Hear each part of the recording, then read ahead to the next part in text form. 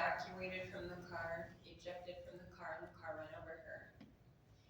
The Barrel Racing Championship Commission called her the next day and said, "We're sorry, you did win. We just had to call that name." I still have that trophy in my monuments of inheritance. For when my grandmother passes away, I get it all. And I'm okay with not having it right now, because I think I'd be a very emotional person. But being Secretary of Agriculture is a huge piece of America's quilt. He did a lot for the sanctification of this land, and we are a country that is ordained of God. I would like to focus on Ezra's experiences in Germany only 9 months after the end of World War II, as recorded by his assistant Frederick Babel in the book titled On the Wings of Faith. By this time in the story, my prophet cousin had seen firsthand the absolute worst of the aftermath of World War II. They had just barely gotten past the entrance of the Russian quarters in Germany on their way to the mission president's home that had been completely demolished. When we had arrived at the former mission home, we were greeted by all that remained, a small section of the wall where the bay window used to be. This was only about 3 feet high. So complete had been the destruction of the heavily forested tier garden adjacent to the mission home that I could look for miles in all directions with scarcely a single obstruction to hinder my view. It was impossible for me to imagine that such complete desolation could ever exist anywhere upon the earth. I felt heartsick, and my very soul was weeping.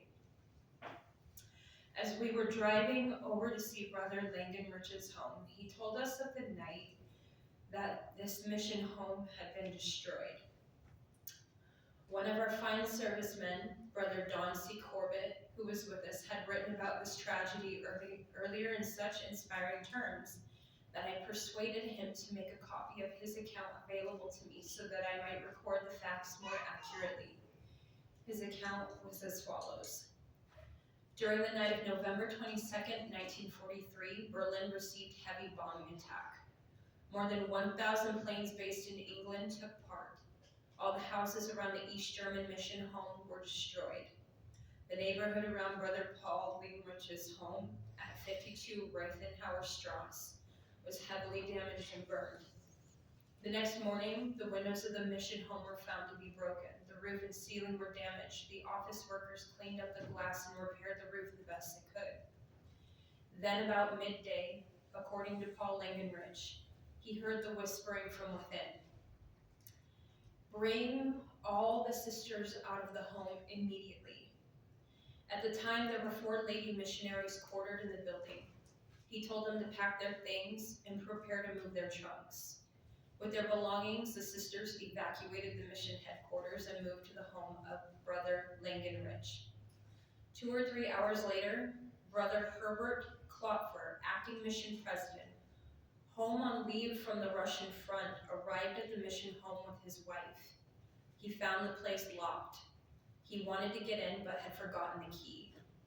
He left to find Brother Richard Ranglet, who was acting mission leader in his stead. A few minutes later, the bombers came again. A direct hit by a 500-pound bomb completely destroyed the home, leaving it a mass of rubble. Because of the whisperings of the Spirit, however, not a single life of our mission staff was lost. During our first Sunday in Berlin, we met with the Russian sector in a badly damaged house school with 480 friends and members. It was a time of great rejoicing. Again, Brother Corbett's description of this event relates in a beautiful manner what transpired. The German saints were in their places when Elder Benson arrived. They all stood up when he entered and made his way to the stand. It was a wonderful sight to look into their faces and to feel their spirit of devotion and gratitude. An air of great expectancy was there, as well as certain tenses. Everyone anxiously awaited for the servant of the Lord to commence speaking. There was also a note of sadness. As the eye took in the scene and beheld the emaciated faces as show sorrow and tragedy, a A feeling of sympathy was kindled for them. Many were suffering from advanced stages of malnutrition. Some were in great need of medical care. On this day, however, their spiritual desires transcended their temporal wants. These were the faithful, the backbone of the church in Berlin.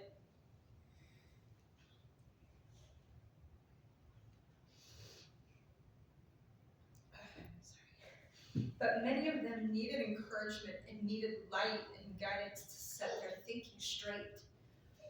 President Benson arose with Brother Zimmer as interpreter. When he had finished, everyone present realized that he had spoken under the direction of the Spirit of God.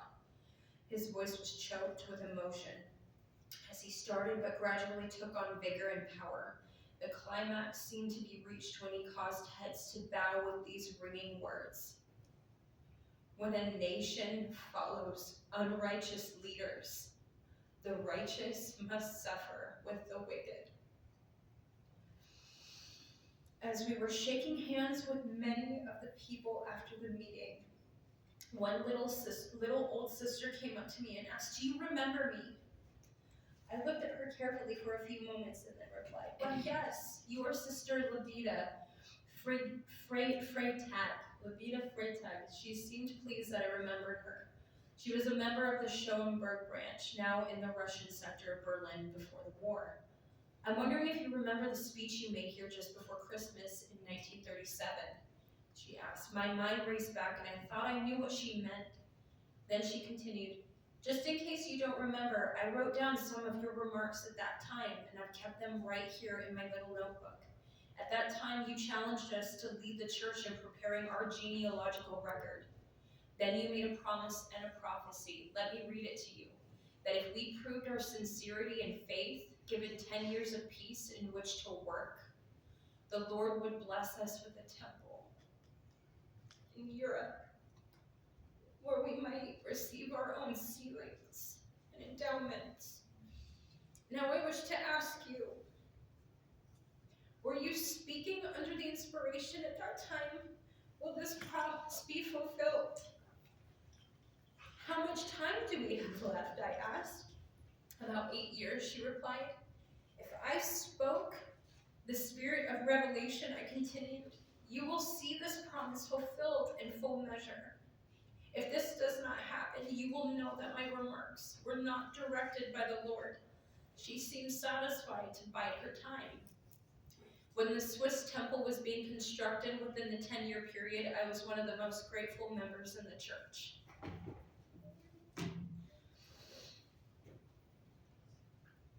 Brothers and sisters, I would like to end with my testimony. That this is the Lord's true church. And every time you step foot through these doors and enter on your own accord with a broken heart and a contrite spirit, and a righteous intent to be one with Christ to the very act of his atoning sacrifice, where he kneeled at the rock, and you kneel wherever you are. You and him together, clasping your hands and cleaning the slate of oppression and desolation with a thankfulness for all that you have that is desirous to endure to the end. He will heal your doubts, your indifferences, and he will raise you to be the voice unto everybody that you can.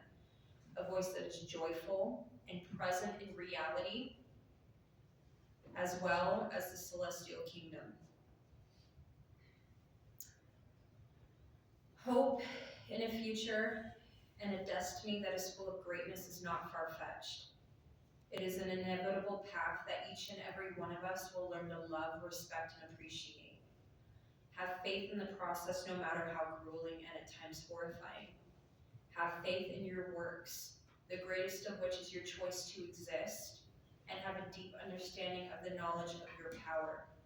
The Lord has chosen us to be those who endure to the end and bear light through witness the entire way. I am thankful for this church. It has saved me so many times from self-destruction. The people in it No matter your indifference about your presence, your value, and your self-worth, these people will guide you and be there for you in your most unexpected moments, but when you need it the most and when the Lord needs you to be on your base at your watchtower. I am thankful that I've had so many experiences, including my eternal marriage to my eternal companion, whom when I met, I had no desire to receive. But over time, the world changed. My desires changed drastically and dramatically. I come from a long lineage of people who have struggled with a lot, from the word of wisdom to the covenants themselves. I come from a long line of strong women who have worked diligently to make their homes as the temple, and I am thankful that we share the same blood. I am thankful for my lineage. I am thankful for my genealogy. I am thankful for all of our prophets. I am thankful for Ezra Taft Benson and all that he did for our country to make sure that our land remains sanctified. And I am thankful for the prophet Russell M. Nelson and all that he does to preach the gospel. I look forward to the coming conference. And I say these things humbly in the glorious name of Jesus Christ. Amen. Amen.